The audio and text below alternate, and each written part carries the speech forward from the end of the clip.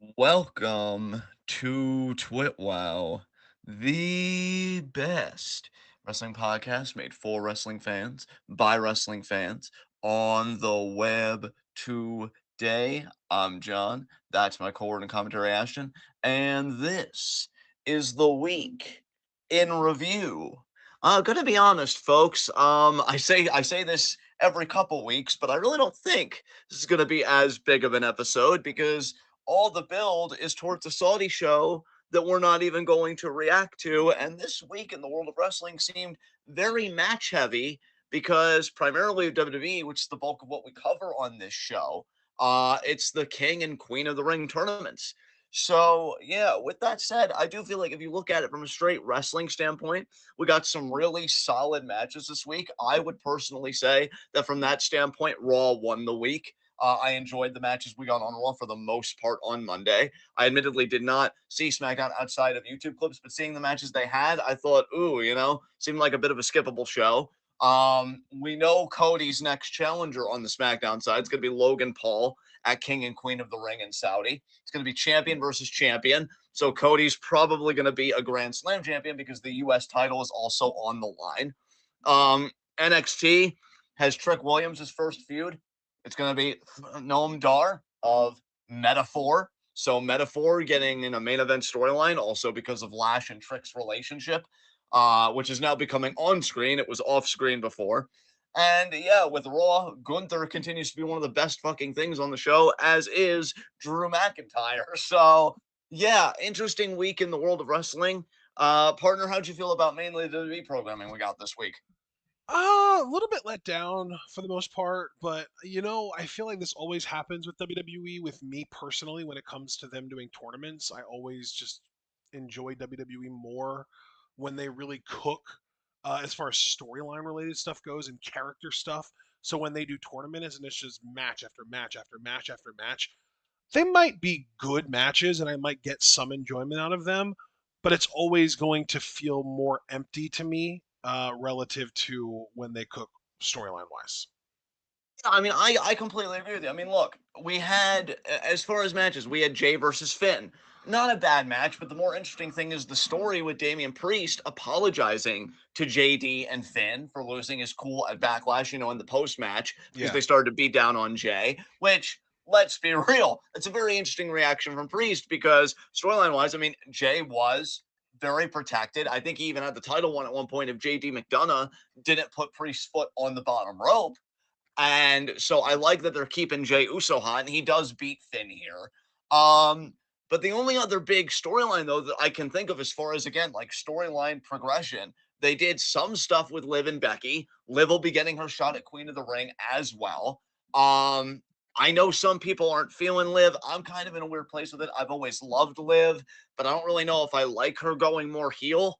Um, I'll have to give it more time. So I'm kind of in this weird liminal space where, again, I've always been a fan of Liv. I just don't know if I'm a fan of what she's doing right now. And then the only other story is Drew and CM Punk. And I'm at the point, bro, where I'm just ready for the match to happen, you Yeah. know? It feels So, and I think, very masturbatory at this point. yeah, no, I completely agree with you because, like, I love Drew and you love Drew, and I think we're all loving Drew, and I'm Well, proud not of all of us, but a lot of us.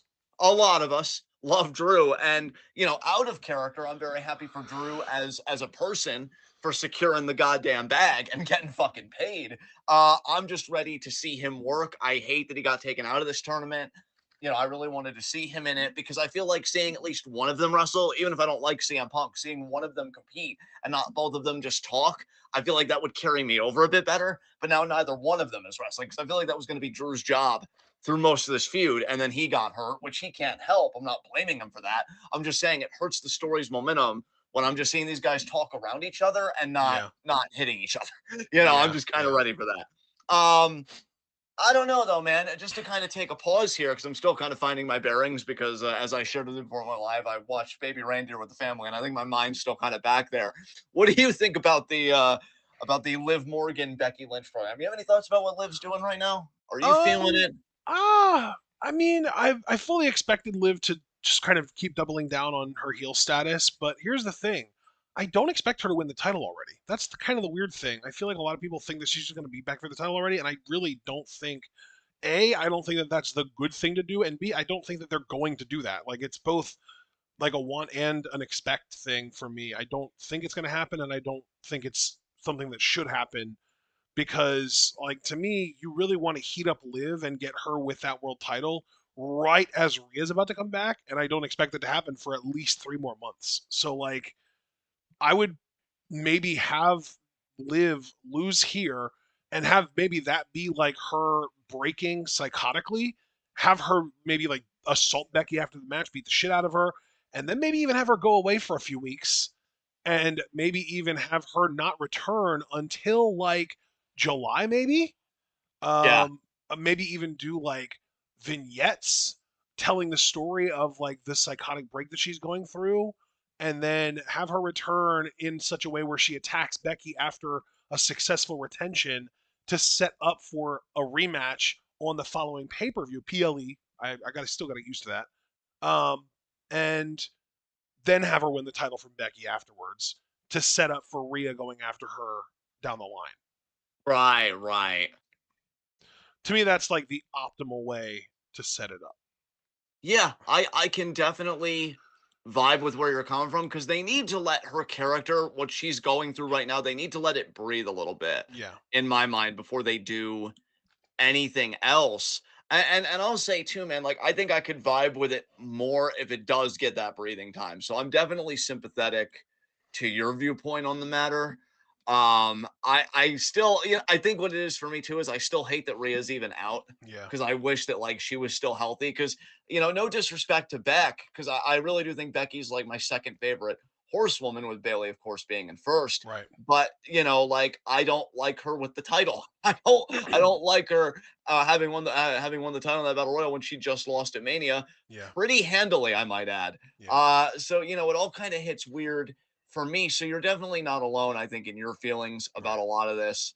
Um, I will say too, when it came to the wrestling side, I do think Raw had the best matches this week. I enjoyed, for instance, Ricochet versus Dragunov. I thought it Right. was a really good match, but I'll tell you, like they've been pushing Ricochet more lately by giving him more TV time and more time to just really work. Yeah. And I don't know if this is me being salty, and I don't mean to be disrespectful because I really will give him his props. It was a great match, but I'm thinking like you are your own worst enemy when I watch him because he's so good in the ring, but he's a terrible promo. And I'm like, it's so funny to me. Now, granted, I don't think El Rey was a perfect network. They definitely had problems with Lucha Underground in syndication, but you openly, like on events in New Japan and elsewhere, went and shit on Lucha Underground when they were the only company that really knew how you were going to be a main eventer. Right. They needed to give you a character, not have you talk because that's mystique, and then you go and you have fucking bangers. Yep. That's the Ricochet main event formula because it's funny that because he said like he really idolized The Rock and The Rock was like his favorite. I think he's so like Rock inspired in some ways, like how he tries to carry himself and stuff. But dude, it doesn't work. I'm not even trying to be the bully right now. It just doesn't work. I mean, when The Rock came out, especially in the early 2000s, when he was like prime Rock, got the muscles, you got the Brahma Bull tattoo, you had the great fucking music. And yeah, even if he did bury people, which I can agree on his promos, he definitely did. He had the charisma.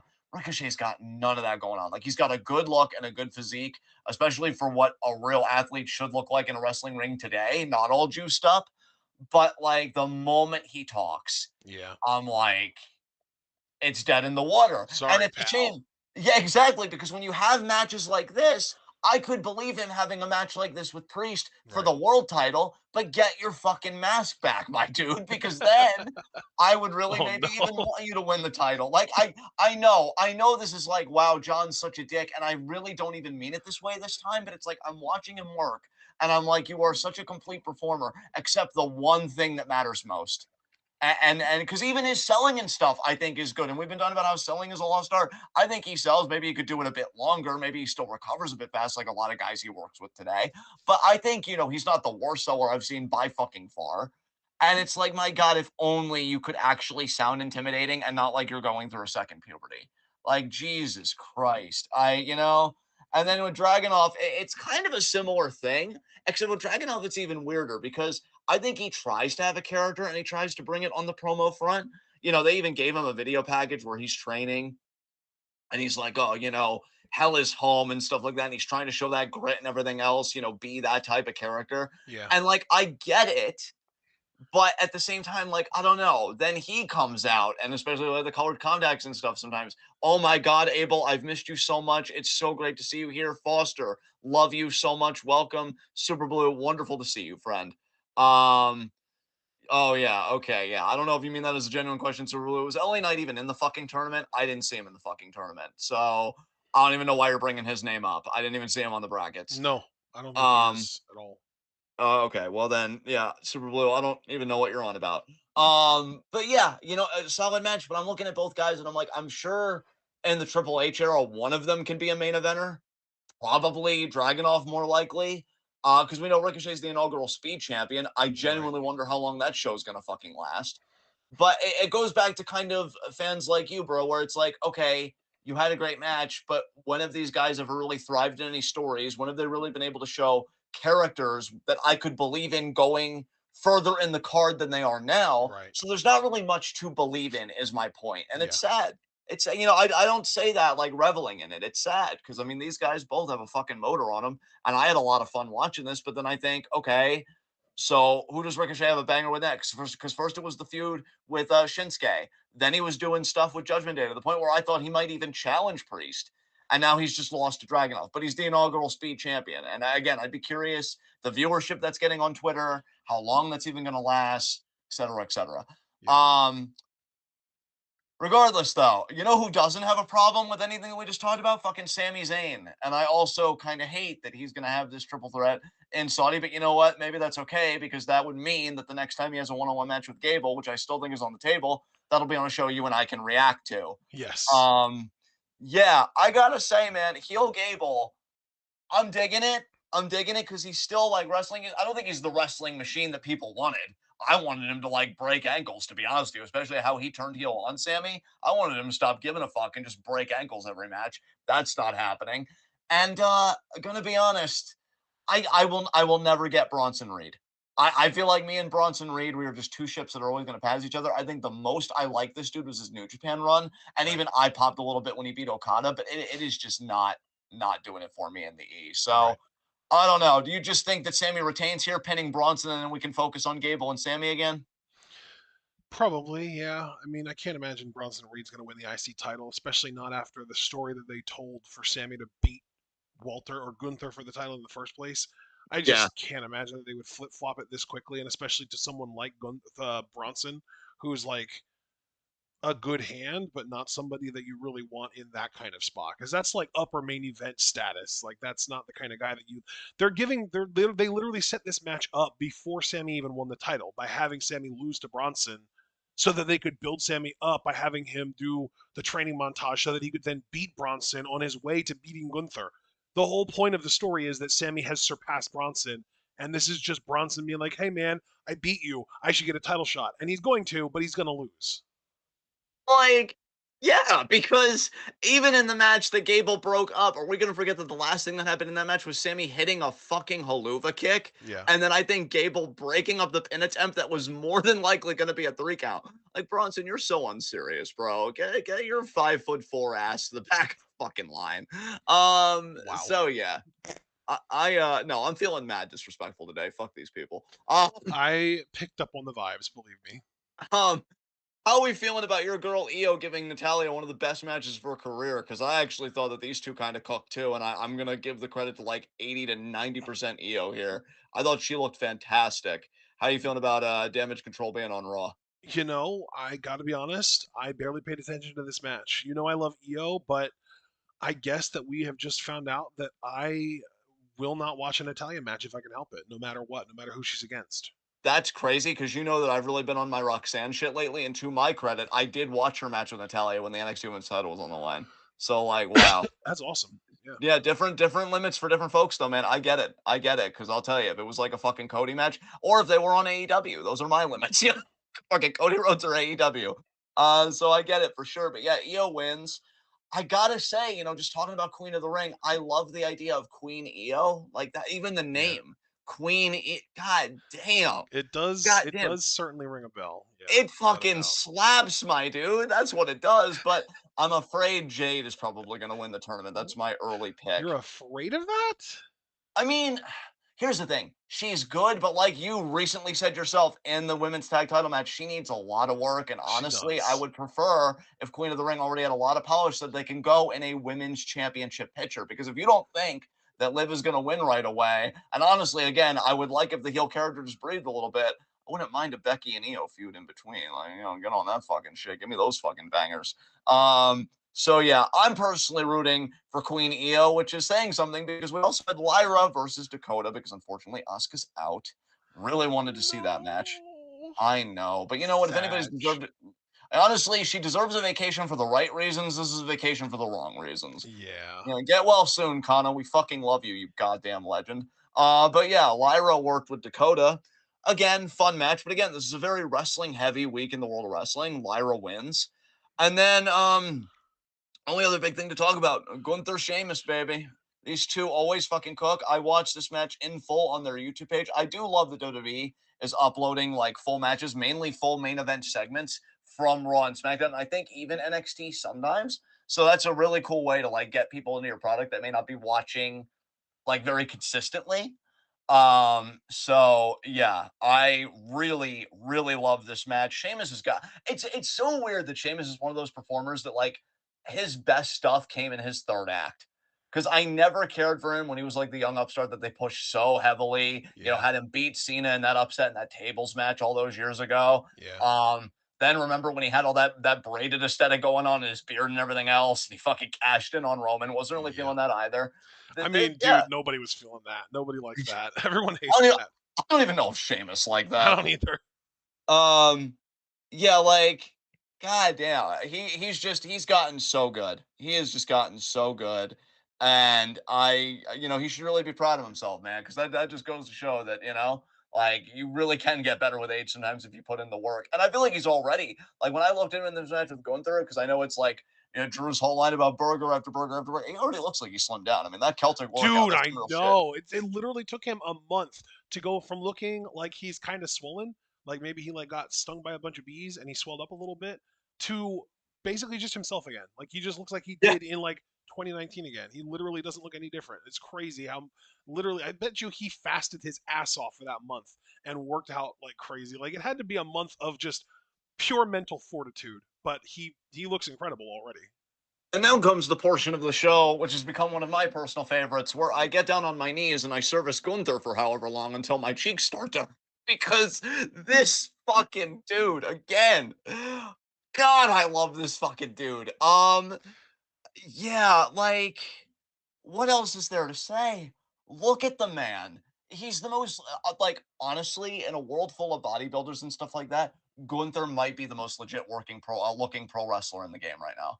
Like, he looks like something out of your dad's wrestling that he would have loved, except the difference is he doesn't suck and he doesn't work like a fucking snail, and he can still have all the legitimacy and impact that those guys had working at a modern day pace. He's the perfect wrestler. I will say, yeah, Gunther. What was it that Regal said about Danielson? He's the perfect wrestler, Perfect wrestler, or yeah. yeah, I think it was even Moxley. He might have said like he's the perfect wrestler. I, personally, for me, speaking solely for me, Gunther is the perfect wrestler today in Right. 2024. I mean, this dude like it's unfair how good he is, and you can't even say like what we were saying earlier about Ricochet and stuff that he's weak on the mic because we've heard him in mic battles with Jay freaking Uso of all people hold his own and have some great heel zingers. So like, yeah, this dude's complete, beating whatever world champion when. I don't give a fuck if it's Priest, if it's Cody, if he wins Money in the Bank, cashes in on somebody else. I don't care when. I will be there, front row fucking seat. I mean, the strikes are amazing in this. His chops are still over as hell. So over, in fact, that he can get like away with doing some of the most ridiculous chops I've ever seen. He chopped this man's thigh, bro. He chopped Sheamus's thigh at one point in this match. And I'm like, Dude, yeah, I legit. saw that. Yeah, and Yeah, Sheamus really sold it too. He sold yeah. it like hell. It was great. Bro, thank you for bringing up Sheamus too, to go back to giving him some more credit for a second, because when we've been lamenting selling and everything lately, why these two have such good matches is Sheamus looks like he's fucking dying, but his pride keeps him alive. And I love that for him, because any other person would be like, what am I? Kill me, please, kill me. And Sheamus is like, I could die, but that would mean he wins. I don't know if that's some toxic masculinity bullshit or what, but whatever the fuck it is, keep doing it. That's probably the worst advice I've given on here, but the matches slap, okay?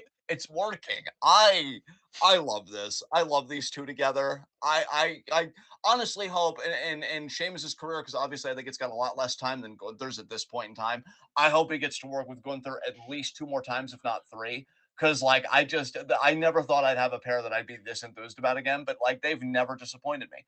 And the psychology, my God, because I feel like Gunther was working on one part of the body at one point. I think he was working the neck actually, because commentary pointed out Sheamus's surgically operated neck. So Gunther's doing like clinches and cravats and stuff like that. And then the moment Sheamus misses the bro kick, and fucking Ludwig goes and he twists the ankle or whatever, and he really knots up the leg.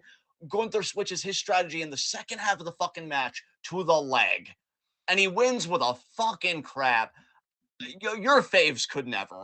Like, this dude is fucking ridiculous. I just go and watch the match. It's on their YouTube channel if you haven't. And like, yeah, I love these two. They get it. The selling, the psychology, just everything, man. Everything. I still, I love Sammy, and all due respect to Sammy, because the reign hasn't been that bad. And honestly, Myth GIFs, who everybody should follow on Twitter, because they're a great thread maker and storyteller, and they make you appreciate certain wrestlers in pro wrestling, especially Sammy Kevin, who I think are two of his faves. He gave a different context for the Sami Zayn babyface Intercontinental title reign, because every time he's been Intercontinental champion prior, he was a heel and stuff like that. And I get all of that. I appreciate all of that. And I love fans like MythGIF so much, because they're actually a credit to our fandom.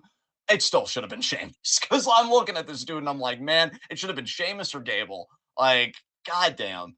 So yeah, that just fantastic. Just fucking fantastic. So that was Raw. Then we go on to NXT. Not really much I feel like to say for NXT, but actually I know what I want to start with about NXT asking you about, good sir, because Okay. you're an informed man and you are invested in these things, being a football fan and stuff. How did you feel about the highlights of the women's combine and the results of the women's combine for the North American Championship Tournament ladder match qualifier? I mean, it You was all wish you could have seen right. more from this? I mean, I really liked the one year where they actually just streamed the combine online, just straight up. Like that was where I parked my car. Honestly, that was fantastic. I really enjoyed that. If they could do that again, that would be wonderful. But this, I really, you know me well enough to know that if somebody's gonna tease me with information and restrict a significant portion of it, I'm gonna feel like a lot of resilient or help me word I'm going to feel a lot of resentment resentment. I'm resentment going to be towards it. very Yeah, resilient in my resentment. Um, yeah. but yeah, That's no, how I yeah. felt about the women's combine. It's like, okay, you're telling me who's performing well without actually showing me numbers.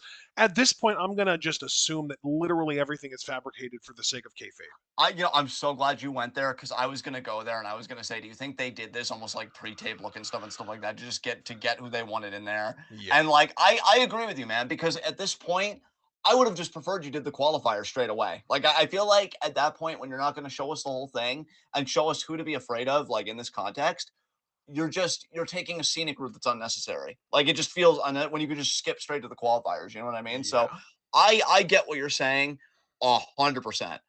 Because I was thinking that we'd go to the performance center and be like, oh, bench presses next, vertical leaps, whatever, kind of thing. And it just did not go down that way.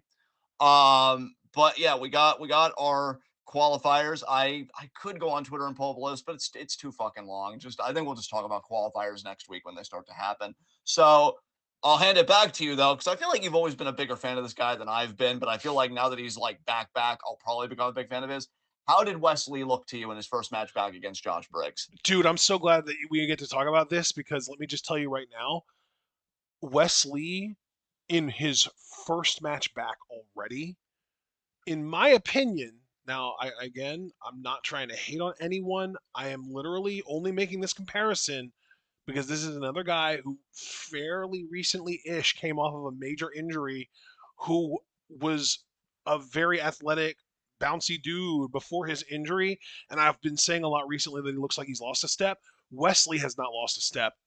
And in my opinion, like, Dante Martin needs to talk to whoever the fuck he talked to, whoever he went to for rehab, because you compare Dante Martin before his ankle injury to after, and it is night and day to me. He doesn't get as much height on his jumps. He doesn't move as well. It is night and day. But you compare Wes Lee before and after, and you literally can't tell a difference. He looks the exact same to me. It is unbelievable that this man underwent what could have been a potentially career-ending injury and surgery and rehab, and he literally just looks the exact same after coming back fucking early. What the fuck? Is this man a mutant? I need to know. I need an answer. Is he a mutant? I mean, dude, you're Does he getting have the Wolverine healing factor? Because this is unbelievable. this is absolutely insane. Do This was you a agree? really Is this you I, agreeing with me? yeah, absolutely, 100%. Like I still can't believe that he's back. Let alone that he competed and he took Dude, and some that's the bumps, thing. man. Dante Martin's been back now for like 6 months. He Yeah, returned late November. His first match back was November 29th. And that was after an 8 month hiatus from that broken ankle that he had in that ROH tag ladder match. And don't get me wrong, a broken ankle is horrible. I would never want to wish that on anyone. I would never want to experience that.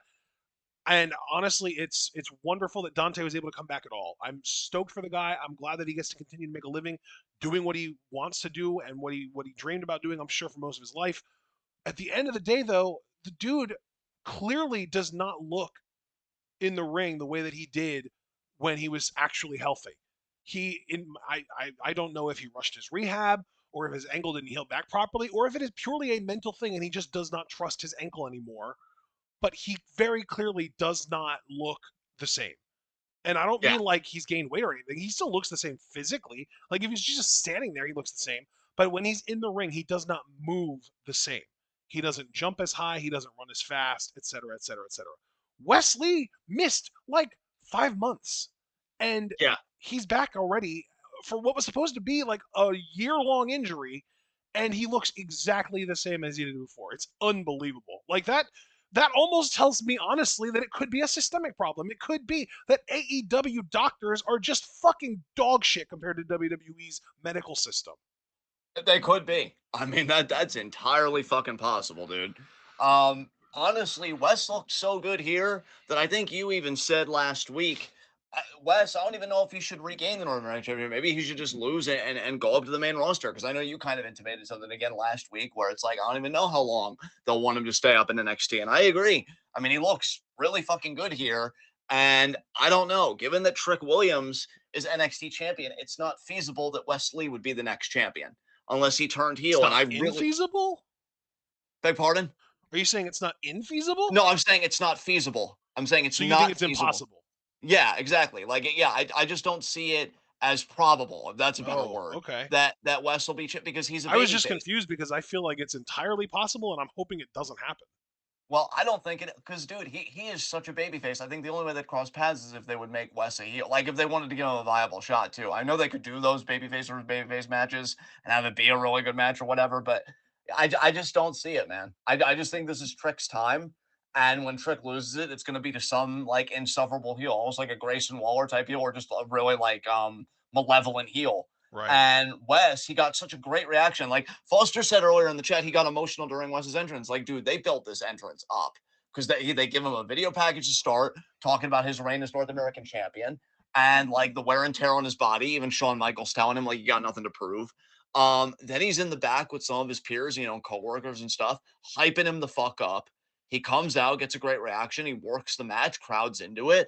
Like, yeah, like if Trick wasn't so white hot, and if he didn't have like a that guy type potential to him, which it's funny because we might even be sleeping on Wesley in that regard. Wesley might be a Daniel Bryan type character in a few years, where a lot of people are rooting for him to be in the main event and do Dude, bigger stuff. I'm not putting that yes, past him. I'm absolutely. I'm really not. Like after this, you got to look at everybody. They always say you're always as good as your last match. Well, Wesley is looking like one of the top baby faces in WWE Yeah, from where I sit. yeah. So, I'm not going to put a limit on this dude of what's possible. And it's not even a limit on him. It's more, again, just that it's also at the same time that Trick is having his rise, which we'll get to Trick in just a second. Um, but yeah, he looked great here. Ends the match by taking out both Briggs and Ivar. And Oba, fucking God King of the universe, watching from that platform, that elevated platform, looking like a fucking stud. And I'm like, man, NXT's really flexing. They've come a long way since they first debuted the just kind of the rainbow kind of neon era away from black and gold. A lot of characters that I actually care about and a lot of people that I'm actually, invested in. So good for them. Um, we got Tyson and Tyreek, a tag team that I know you and I both really like. They beat No Quarter Catch Crew because Stax is a special guest referee, continuing the family's feud with No Quarter Catch Crew. And so not only do Tyson and Tyreek win, but then Charlie gets a little big for his britches and is like, oh, well, you want a shot. Fine, Tony. You can challenge in the North American Cup, but remember, it's the catch clause. You don't know which one of us you're facing. How does it feel knowing that we're in control now, Tony? And Tony, well, he had a very healthy response to that. He pretty much mugged Damon Kemp and Miles Bourne, right? Is the other one? He pretty much mugged both of them, Yeah, that stuffed them sounds in a right. van. Yeah, and they kind of drove off. This wasn't even a Joe Pesci situation, because they're both still alive, thankfully. Yeah. But yeah, we're probably not seeing them next week. And then Tony, which I gotta say, Tony's kind of stepped up in this regard too, because he's like, you think you're in control? Who's in control now, Sir Charles? And then he gets at the control. And I'm like, you know what, Tony? I have been begging you to do more mob shit within the confines of a family-friendly show. Nice. Nice. I really don't know what's going to happen to him. And quite honestly, that's none of my business. Look, me and Foster are minding our own business off in the corner. We are supporting Ariana Grace, which I just want to get ahead and say right now. It is a fucking travesty that she's not in one of the qualifiers for the ladder match. Shame on you, NXT. But Foster and I I are minding my mean, business. it's not their fault that she's not athletic enough. Moving on. We're just minding our business and we're not doing anything wrong. We're not asking any questions. So, I think that's cool. Whatever he wants to do with them, I really don't care. If they die, they die. So with that said, Wow. we do get Michin versus Ariana. Michin does get the win. Michin will be in qualifying matches because she was a part of the big overall ranking, as was Fallon because she won her match, but not really much to say there. She's trying out this new heel character. I will say though, I do prefer her as a heel. I think I liked her working as a heel on this one match more than the stuff she's worked as a babyface. Um, the only other two big things I would want to talk about story wise, one, well, you know what? I feel like the Trick stuff was bigger. So even though I prefer Chelsea, we'll talk about Chelsea first. Roxanne Chelsea, fun fucking match. I still don't know. Do you think she's gonna like hook back up with Robert Stone, or do you think that was just a tease? I hope she does. I mean, it wouldn't surprise me if they were just teasing it as just like a one time, like Chelsea's here, so we might as well just make a reference thing. But I would be really cool if they would have that be more of like a steady thing that goes forward. Yeah, I thought this was a solid match. I wanted it to go a bit longer, but it was nice to see Chelsea actually Mhm. wrestle. I mean, this match finally inspired me to make a separate recording for our patrons about Oriana and Chelsea both. So if you're a Discord member, especially, you can check it out. I posted in Wrestling Discussion. It's Nice. like a 23-minute thing, kind of fantasy booking where I could see both of them going. I was proud of it. I don't know. So you guys can check it out if you want some bonus content with me, slightly less unhinged. But yeah, Roxanne does get the win. I'll be curious who her next challenger is. Because honestly, some of these people in the qualifiers I could have bought being Roxanne's challenger, chiefly Sol Ruka. I definitely could have seen her or Tatum just in a one-on-one match. But again, they're both in the bigger tournament. And then finally, we get Trick. Dude, you have been advocating for metaphor from the beginning, so I feel like it's only fair that you initiate the discussion on this segment. How do you feel about what they're doing? Because now they're kind of bringing Lash's like off-screen relationship. They're kind of writing it, giving it some kayfabe elements, some tension within metaphor. Maybe. How are you feeling about all this? I mean, I was laughing my ass off personally. I thought it was funny as shit. Yeah. Um. Yeah. I'm enjoying it. Don't get me wrong. I like the idea of Dar as a contender. It actually makes sense to me. I'm even wondering in a way like what took them so long. Because I do think he's a very unique challenger, but he's also credible in his own way. Um, I just love the four of them together, though, man. I don't really want them to break up. That's kind of the problem. I do think Lash could be a huge success. And by the way, she's also in the qualifiers, and I hope she does make it to the ladder match. Um, but I just really love the four of them together. And Jakara especially seemed to be giving Lash the side eye, like, "Yo, Lash, what are you doing?" And Yeah. Dar was Oh, thinking, like, dude, "Yeah, did you notice, by the way, during the combine clips, Jakara was just being a hater the whole time? yeah, yeah, Just every time someone did well, she'd just give him a look like, "She ain't shit." yeah, yeah." I hope Jakara's time will come because from what I've seen of her in the ring, she's solid too. So I'm glad that she has this to fall back on right now for sure. Yeah. And yeah, the whole evidence, the whole photo was Dar's foot under the bottom rope during the match that Trick and Dar had recently. So Trick got a false win, and then Dar's pretty much saying, like, hey, this was where your momentum started. Your momentum started on a lie, therefore your championship reign is a lie, which I like because Dar's a heel. So of course a heel is going to make a really big stretch, even if it's grounded in a kernel of truth, to get what they want. So I thought, as far as heel 101 shit goes, this is some great stuff, great delivery from Dar. And then Trick reverses the tables again by outing Lash and saying, like, well, why don't you tell him what we got going on? And she's like, oh, babe, oh, I mean, Trick. And then it's like, damn it. It's like, it's not the right time. That Um, was funny as shit too, yeah. like, I would, if you're gonna go with a Lash Legend babyface, I honestly would love if she would win the ladder match and Trick would retain, and they would just kind of close the show together with her as the inaugural North American Women's Champion and Trick as the NXT champion. But I don't know. We're gonna have to see how the card shakes out. But yeah, I mean, let me ask you this because I had kind of talked about this just a few moments ago. How do you feel about Dar being Trick's first feud? Do you think it works because of the Lash angle? Are you not really feeling it? Because I know you said you were laughing during the segment, so I feel like you're open to this feud. Yeah, Um, well, here's yeah, the thing though. The reason I love it so much is because I know that Dar isn't going to beat him, and I yeah, love how entertaining their segments are. It's like it's kind of similar to like the comfort that I take in Bronson Reed being Sami Zayn's challenger right now. It's like I know that this champion that we all love isn't losing the title to that person, but we can enjoy it while we have it, and it makes sense in storyline. And like, yeah, Noam, I think is obviously far more entertaining than Bronson. I almost called him Jonah. yeah, Yeah, I think he's obviously much more entertaining than Bronson, but uh, Bronson has the storyline reasons, so it kind of evens itself out there. But yeah, I think that Noam is just so entertaining and so fun, and he doesn't really have anything better to do. So yeah, the meta, and of course, there's also the Lash connection, which was kind of getting hinted at and teased at even before Trick won the title. So yeah, again, we've kind of been building to this even before Trick won the title. So there even is like the storyline connection there, kind of similar to Bronson getting the win over Sammy before Sammy won the IC title. They kind of have mirrors. They're kind of reflections of each other in that way.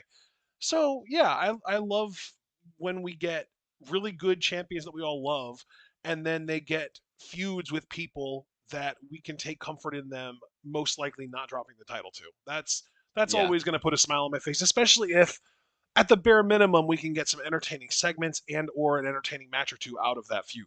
And I think yeah. Trick versus Dar, I mean, yeah, it would be really entertaining.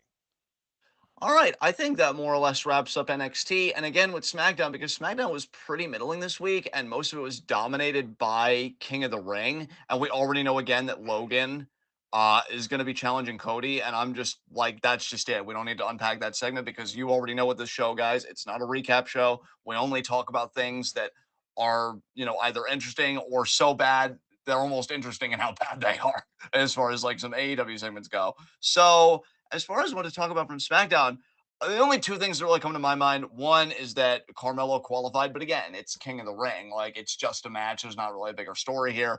I don't even know if he's going to win the whole tournament. I doubt it because right now my mind is still on King Gunther as far as I'm concerned. But Yeah. it is cool that Melo's getting the shine.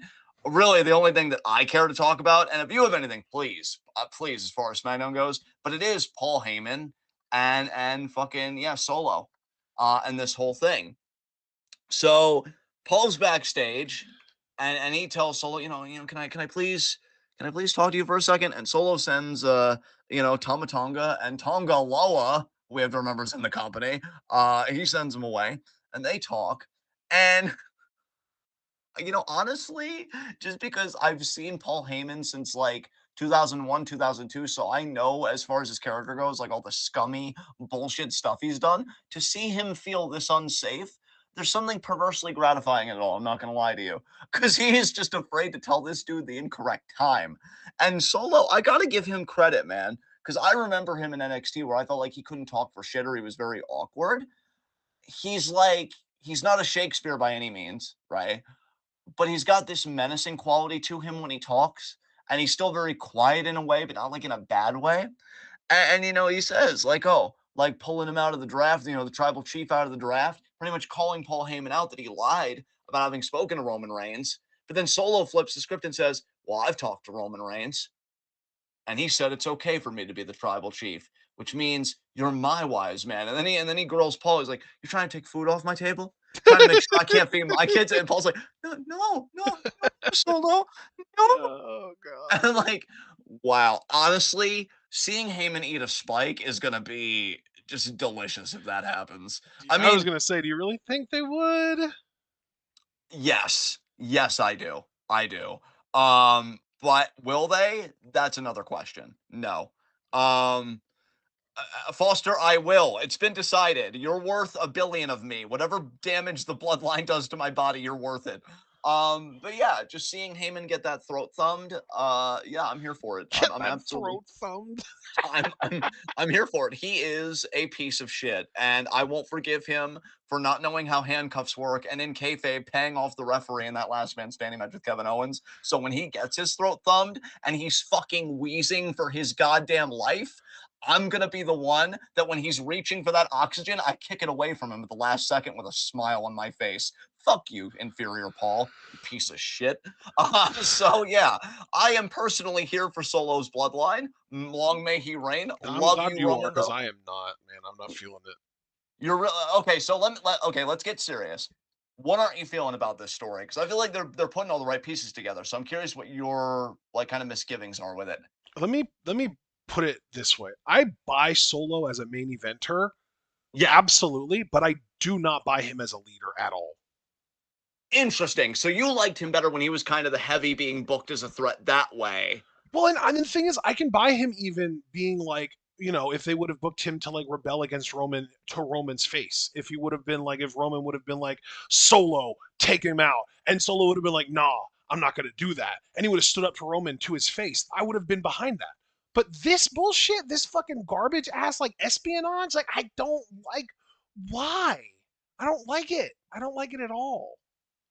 I feel like I feel like we had to brace for the day that Solo was going to become more of a leader because he was the tribal prince. So let me ask you a follow up question. Do you think there was a way that they could have done this for you that would have been more appealing to you? Maybe if he wasn't I, so aggressive out of the gate, but it kind of built up the longer no, Roman's absence because went, maybe? I think in my head the tribal prince thing was never gonna like actually actualize. Like I never thought it was actually gonna be a thing. I always thought like the tribal prince thing was always just Roman leveraging Solo against Jey Uso. So you felt like it was more manipulation from Roman that like was going Right. to It amount to was it was nothing. I never saw it as like a real thing. I never saw it as like, oh yeah, Solo Sokoa is the next tribal king or tribal chief.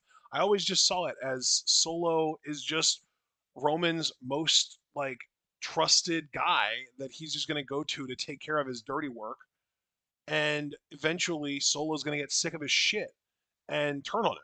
And that was where I thought the story was going, and I was fully behind that. And now it's like I think my this really comes back to me hating not knowing what's going on. Like I have this like internal thing where I feel like I need to know what direction things are going at least. And I don't know what the fuck is going on here because I just feel like there's no goddamn way that Roman would just leave Solo to be in charge of everything and not tell Paul about it.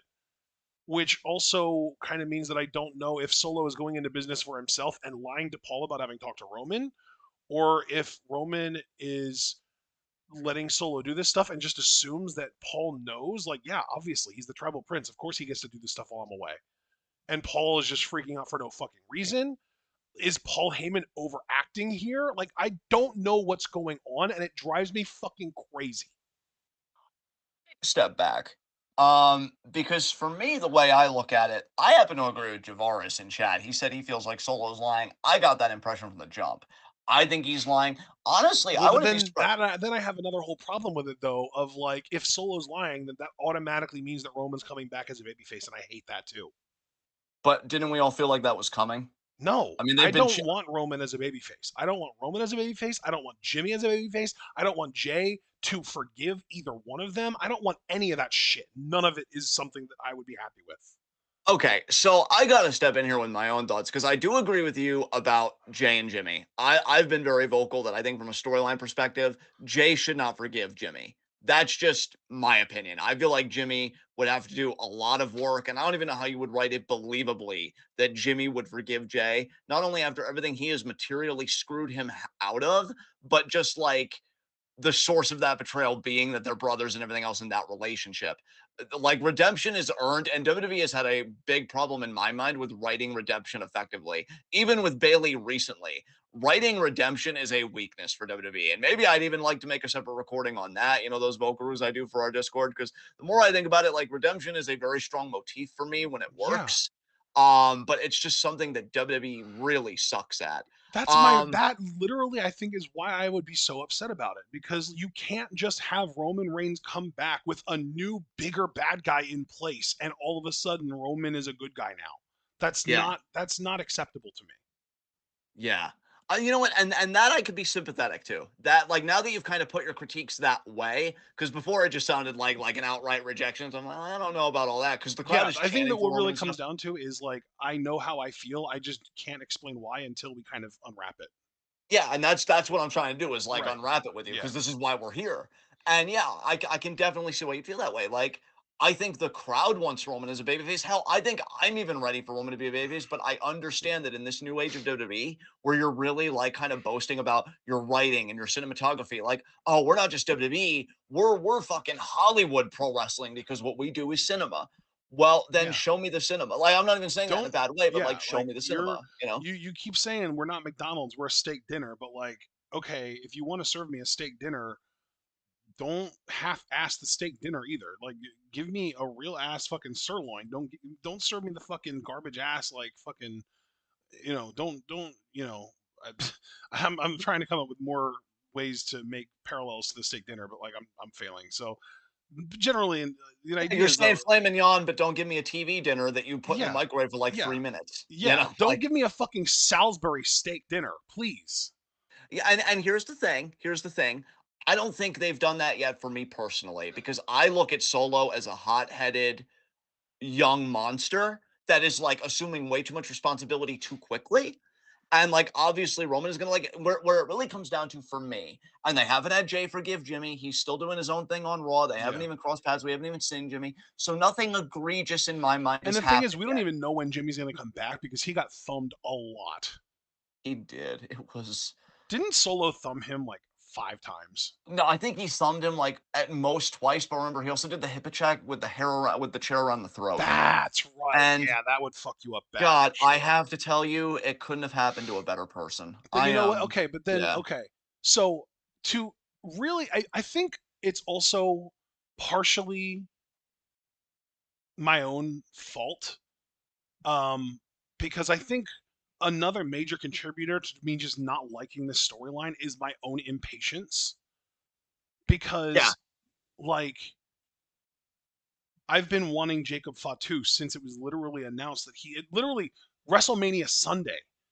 There was a report that he had been telling his friends and family that he signed with WWE.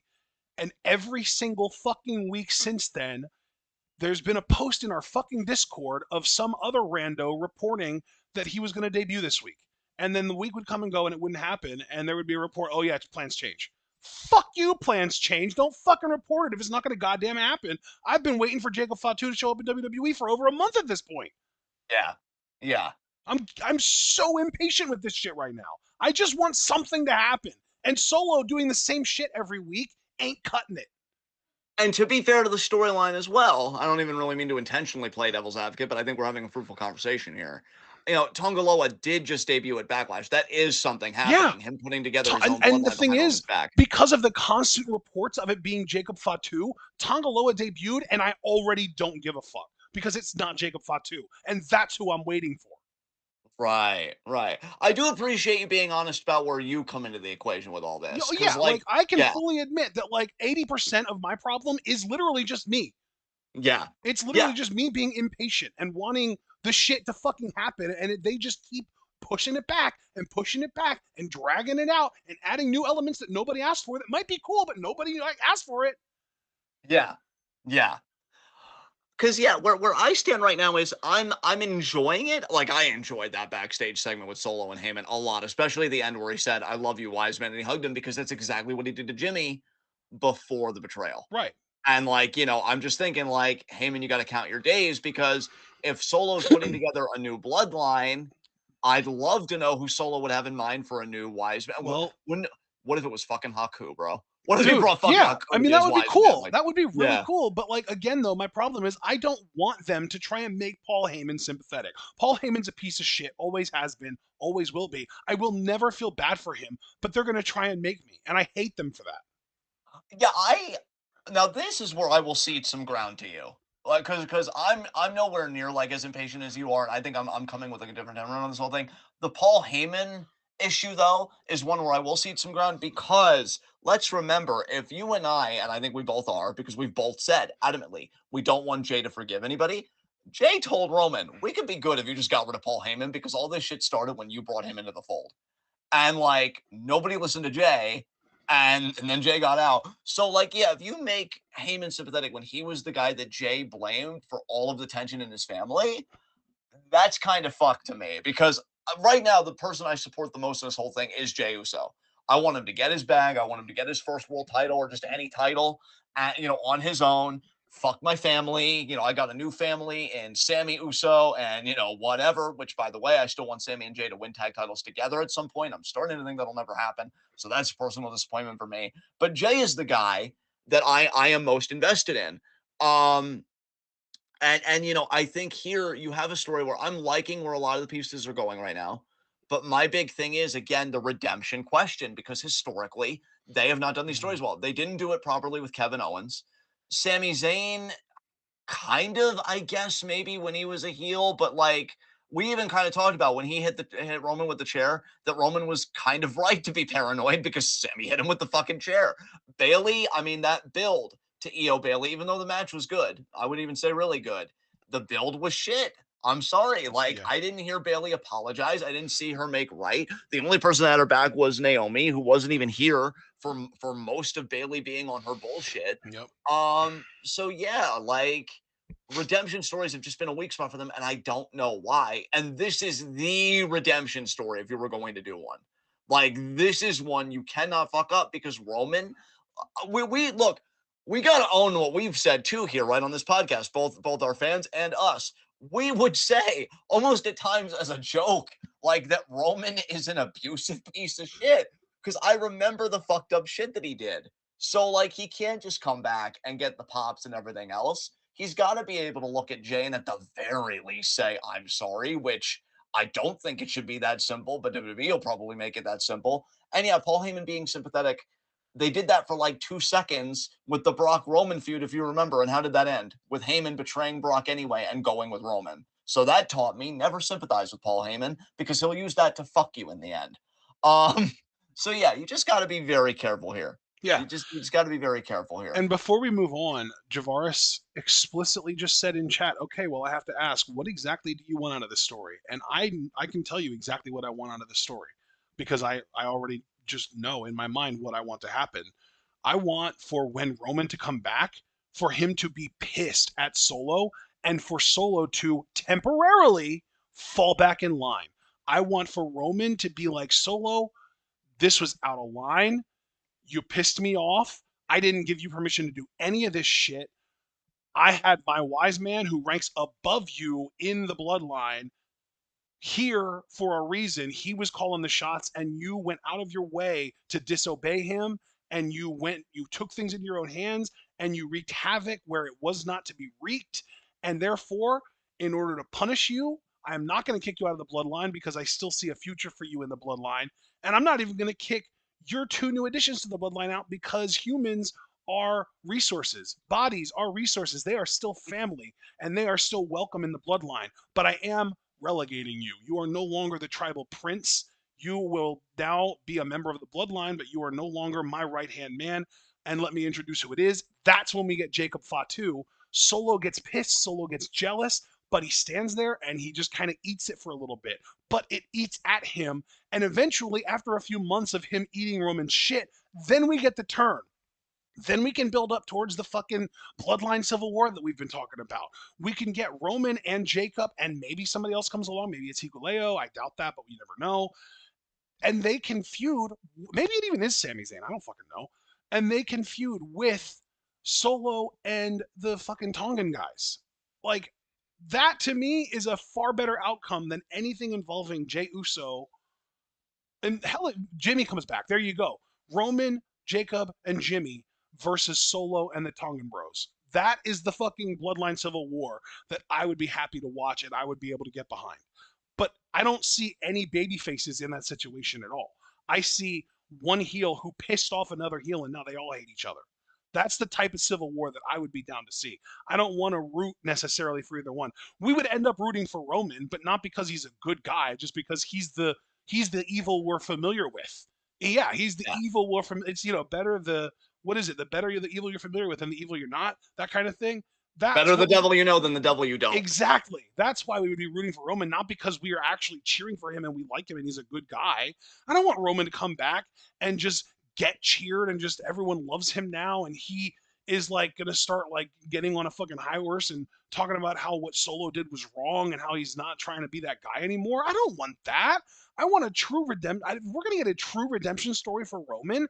I want him to work his way through the people that he's harmed and make fucking amends with them the right way. But I don't want that yet. I'm not ready to be done with badass king heel fucking tribal chief Roman Reigns. I feel like there's so much left in him. Let me tell you something. If Solo does the turn, just to put my 2 cents in, because I liked how you laid it out, it would be when Roman loses the rematch to Cody. And I only say that because Solo said in the segment to Heyman on Friday, like he put a line in there how Roman lost our undisputed championship. And I thought that was interesting. I caught that. I'm like, interesting how Solo's looking at that situation. So if Roman were to lose again, and honestly, I wouldn't even be opposed if he lost because Solo screwed him, because the idea of Cody beating Roman clean twice kind of makes me, feel icky. Yeah. Um, so if Solo were to screw him, I'd be like, okay, that really solidifies Solo as more of a heel.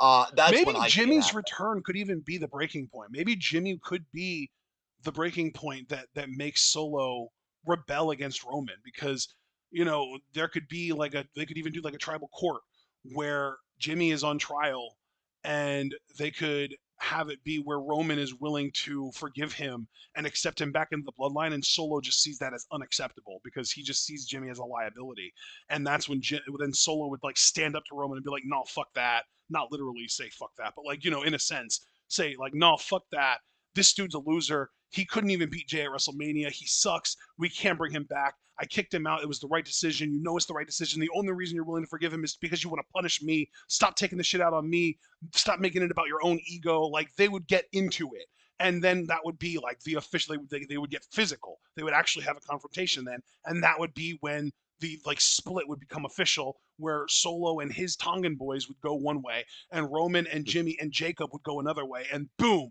we have the fucking makings for a badass bloodline civil war where again it doesn't really feel like either side is in the right, but we're still like it's compelling as fuck. Yeah. Yeah. All right. All right. Yeah, I just wanted to press you a bit on that, kind of unwrap that and kind of work through that. Yeah.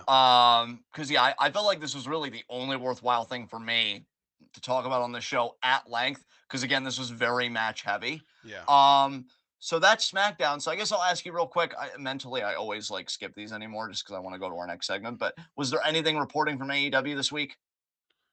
Just to check in, because I know you watch it more than I do. Nothing that I'm happy to talk about. So let's just move on. Excellent, excellent. Any extracurriculars this week? No. Nope, same. All right, let's open up the field for questions, everybody. Gate is open for questions. Here are your questions for this week in the world of wrestling.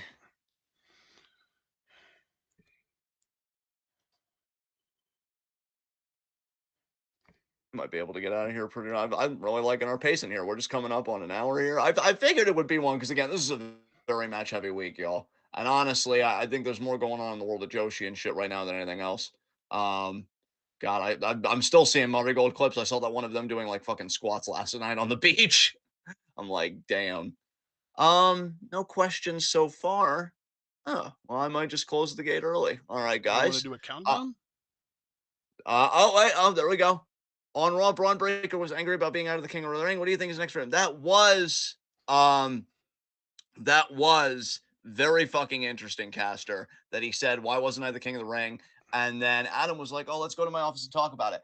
I personally hope that he gets an IC title match soon, Yeah. but like, I like Braun as a babyface right now. Again, I do think he's not done being a heel in his career because that heel NXT run was fun as fuck. I want to see him kind of bully people again, like be a much better version of Bully back from years ago. But if he's a babyface right now, I would wait for him, um, to get the in the IC title picture after Gable beat Zayn. And then you could have a program between Gable and fucking Braun, and I'm here for that. Hell, even if Braun beats Gable, I don't give a fuck. Just as long as they have a banger and Braun gets like the show on the fucking road, or maybe they're just saving him for Money in the Bank. And Pierce is like, we got Money in the Bank soon. He'll get a qualifier for that. So Who are there the you go. current tag champs on Raw? Is it still fucking Miz and Truth? Awesome truth. Yeah, yeah, Damn, that's a shame. yeah, I only say it's a shame because they're baby faces, and it would have been fun for Braun to team up with Braun and have the Braun team, and they could go after the tag titles as like a baby face, big guy heel team, or big guy baby face team. And but yeah, they're gonna come off as heels if they're bullying Truth and Miz. yeah. Uh, So, yeah, that's definitely out. I don't know. Maybe a Braun Breaker versus Dijak feud could be fun. ooh, dude. God, that just made me moist. Fuck. I mean, honestly, I wouldn't even mind if they stuck Braun with Braun in a feud as opposed to a tag team, just to kind of let Braun, not Braun, Braun, show off his power, being able to lift someone Braun's size and kind of manhandle him a little bit. Could be fun. Yeah, I agree. Foster asked, "Is the Ariana Georgina story potentially ending soon with the ladder storming off?" No, I think it's still got legs, Foster.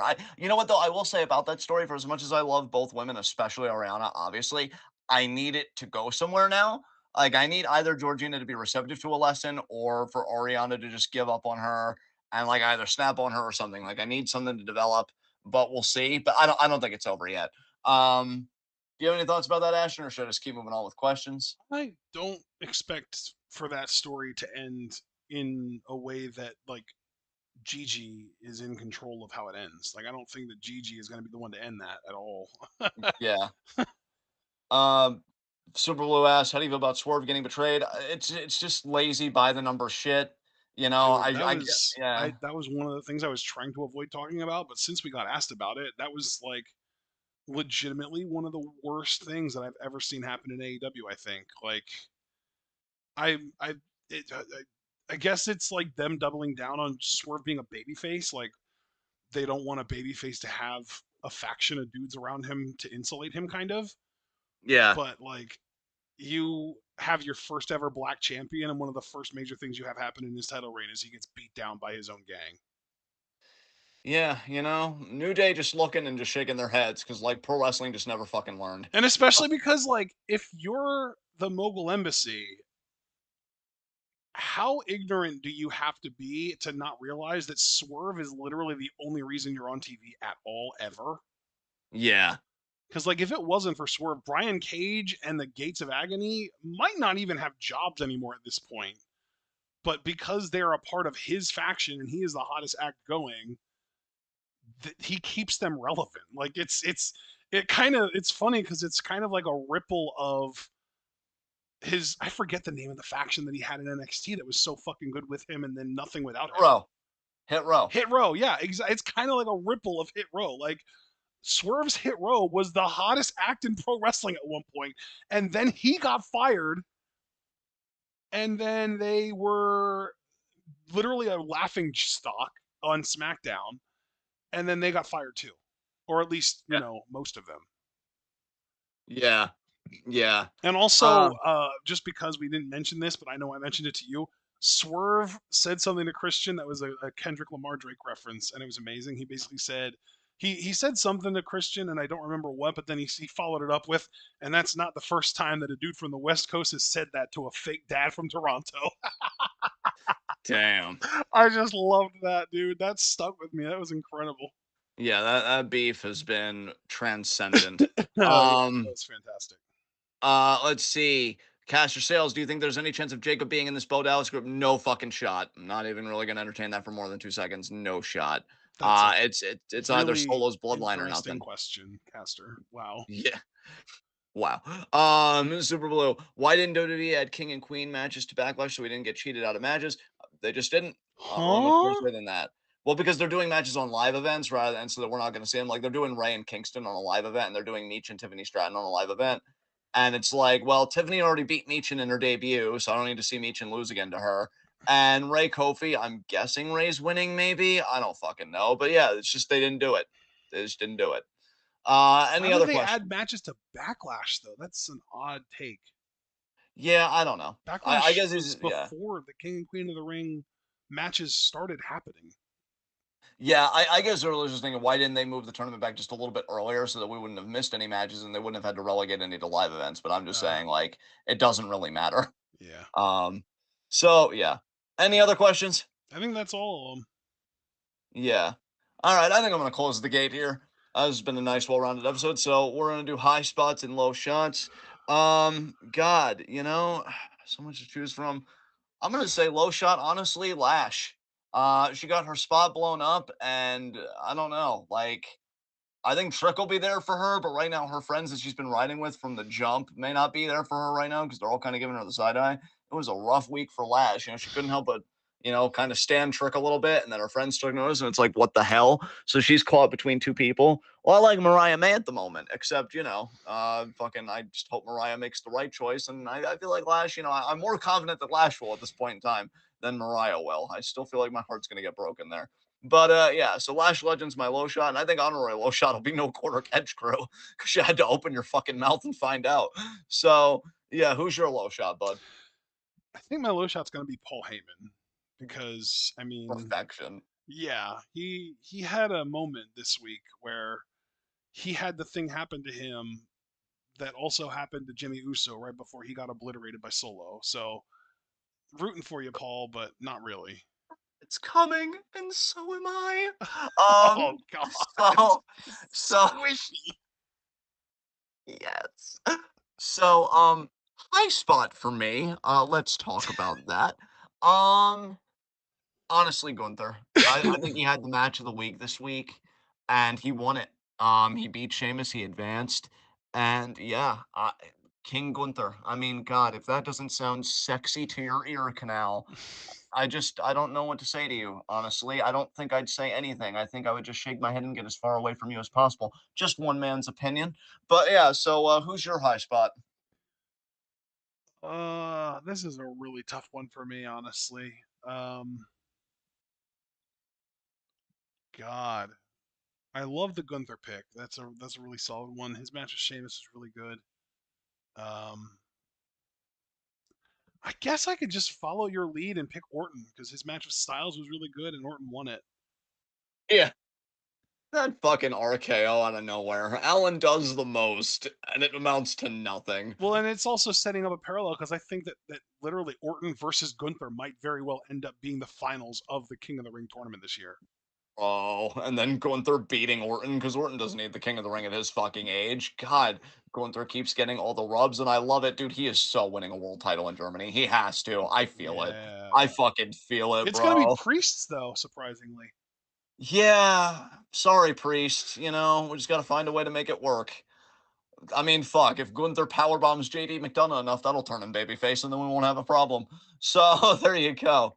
Um, Yeah, I think that's it. So I want to thank you guys for joining us. Please leave a like if you find out, subscribe for the bell icon notifications so you don't miss any of that 12 goodness. Check out everything we're involved in the description box. Follow us on Twitter and Twitch because we are the best wrestling podcast in all the IWC.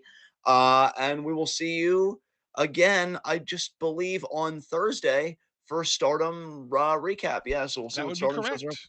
Yeah, and we'll pick matches that'll be at 7 p.m. And if you're just here for the weekend review, it's 10:30 on Saturdays.